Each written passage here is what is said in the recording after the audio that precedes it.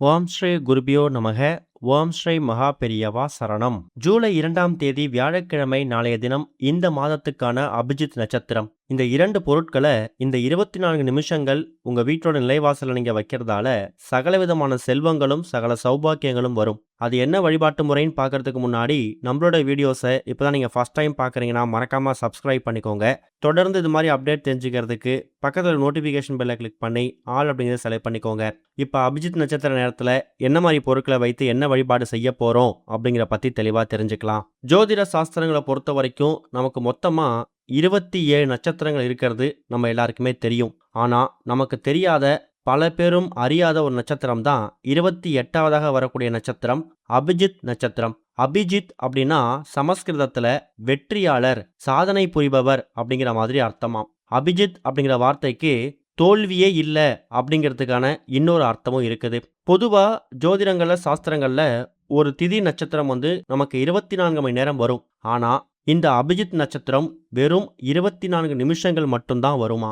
அதுக்கான காரணம் என்னன்னா, கிருஷ்ண பரமாத்மா தன்னோட மயில் இறகுல இந்த ஒரு அபிஜித் நட்சத்திரத்தை ஒளித்து வைத்திருக்கிறதாவும், இதை பூலோகத்துக்கு 24 மணி நேரங்கள் அனுப்பும்போது அதை யாரும் தவறான வழியில பயன்படுத்திடக்கூடாது அப்படிங்கிறதுக்காகவும் தான் வெறும் 24 நிமிஷங்கள், அதுவும் மாதத்துக்கு ஒரு முறை மட்டும் அனுப்பி வைக்கிறதா ஒரு ஐதீகம் இருக்குது.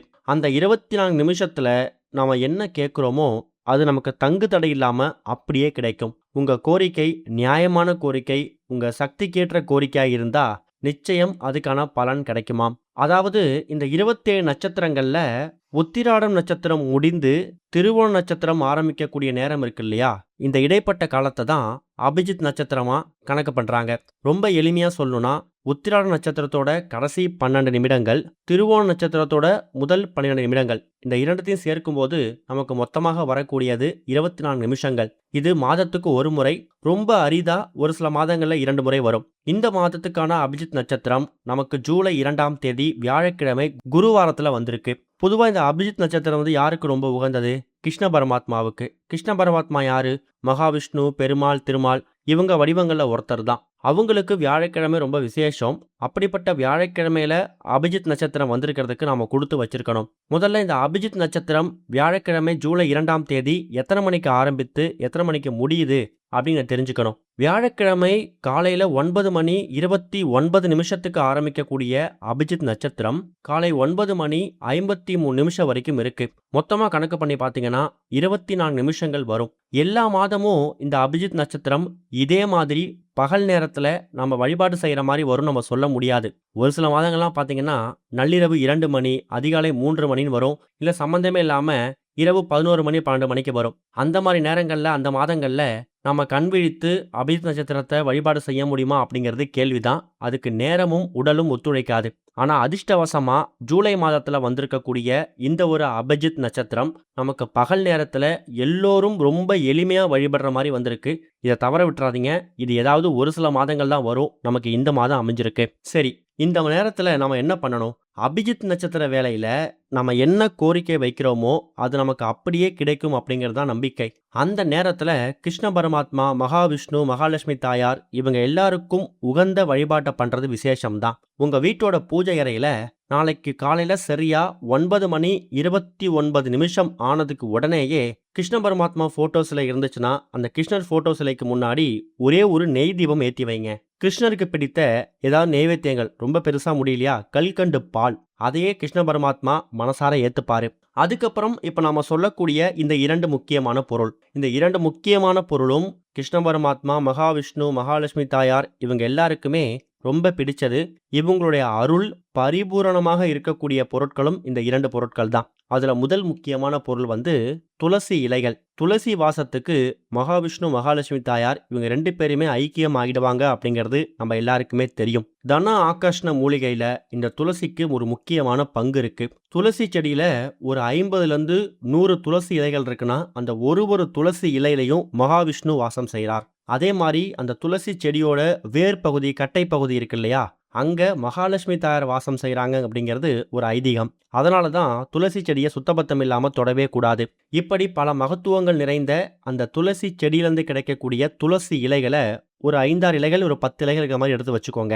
அடுத்ததா பச்சை கற்பூரம். பச்சை கற்பூரத்தோட மகிமைய பத்தி நம்மளோட பல வீடியோஸ்ல நம்ம பேசியிருக்கோம். பச்சை கற்பூர வாசத்துக்கு கெட்ட சக்திகள் நெருங்கவே நெருங்காது. வீட்டுக்குள்ள கண்திஷ்டி, பில்லி, சூனியம், ஏவல் இது மாரி எந்த விதமான எதிர்மறை எண்ணங்களா இருந்தாலும் அதெல்லாம் விரட்டி அடிக்கப்படும். அப்படிப்பட்ட ஒரு தாந்திரிக பொருள் தான் இந்த பச்சை கற்பூரம். இதுவும் மகாவிஷ்ணுவுக்கு ரொம்ப உகந்தது. நீங்க எந்த பெருமாள் கோவிலுக்கு போனாலும் சரி, அங்க கொடுக்கக்கூடிய தீர்த்தத்திலையும் பிரசாதத்திலையும் கொஞ்சமா பச்சை கற்பூர வாசம் இருக்கும். இப்படி இந்த 2 பொருட்களையும் ஒரு சிறிய கிண்ணத்திலயோ இல்ல இப்ப நீங்க வீடியோல பார்க்குற மாதிரி அகல் விளக்குலயோ தயார் செஞ்சு வச்சுக்கோங்க.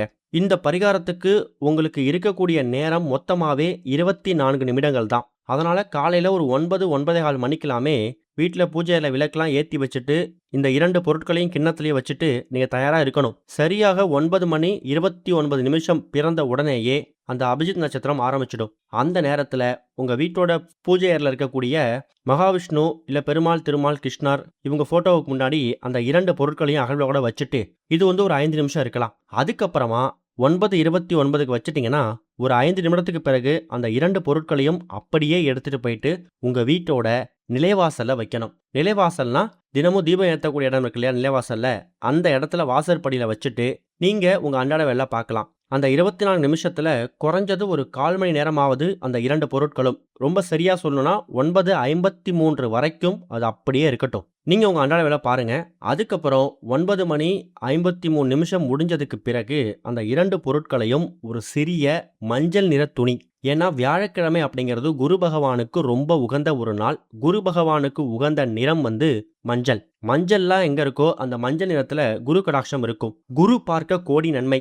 இப்படி குரு பகவானுக்கும் உகந்த, இன்னொரு பக்கம் இந்த வியாழக்கிழமை வந்து குரு பகவானுக்கு மட்டும் கிடையாது, குபேரருக்கும் ரொம்ப உகந்தது. பொன், பொருள், காசு இது எல்லாத்துக்கும் அதிபதியாக இருக்கக்கூடியவர் குபேர பகவான். இப்படி குரு பகவான், குபேரர், மகாவிஷ்ணு, மகாலட்சுமி தாயார், இன்னொரு பக்கம் கிருஷ்ணர், இப்படி ஒட்டுமொத்த கடவுளோட அனுகிரகத்தையும் சேர்த்து பெற்றுத்தரக்கூடிய அற்புதமான ஒரு நேரம் தான் இந்த ஒரு அபிஜித் நட்சத்திரம். வியாழக்கிழமையில வந்திருக்கக்கூடிய குருவார அபிஜித் நட்சத்திரம். மஞ்சள் நிற துணியில இந்த 2 பொருட்களையும் வச்சு உங்க வீட்டோட பீரோ, லாக்கர், கல்லாப்பெட்டி மாதிரியான பணப்புழக்கம் இருக்கக்கூடிய இடத்துல வைக்கும்போது என்ன கேட்குறீங்களோ அது அப்படியே கிடைக்கும். இந்த 24 நிமிஷத்துல இந்த 2 பொருட்கள் தயார் செஞ்சு வச்சுட்டா மட்டும் போதாது.